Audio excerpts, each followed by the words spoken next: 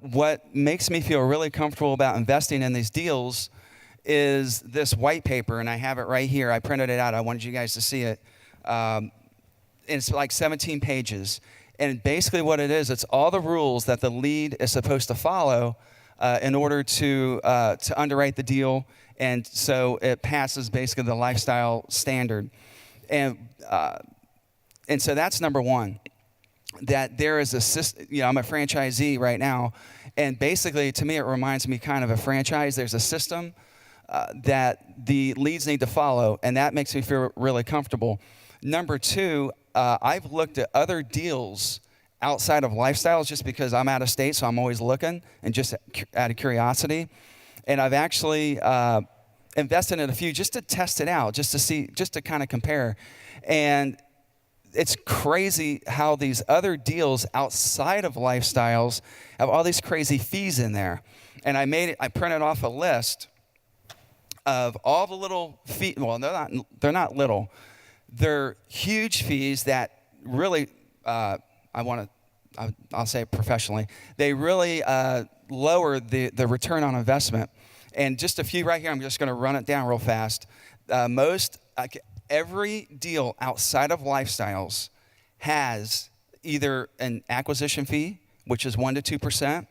And if you think of these $10, $20 million deals, that's a lot of money that goes into the lead's pocket and doesn't stay in the deal. There's underwriting fees up to 0.25% I've seen.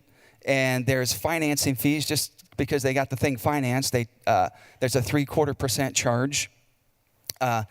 Asset management fees over and above the standard 5% lifestyle. Lifestyles recommends 5% total management fee and asset management fee. They're going over and above the 5%.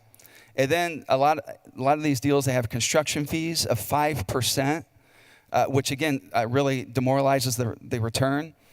Disposition fee. So when they sell the thing, they're going to make another 2% fee on top of that.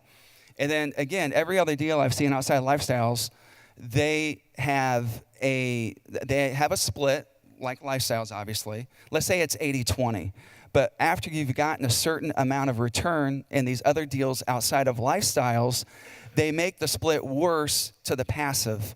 And there's even one example I just saw yesterday, actually 2 days ago, where they offered A shares, B shares, and A shares you're able to get the equity and the depreciation.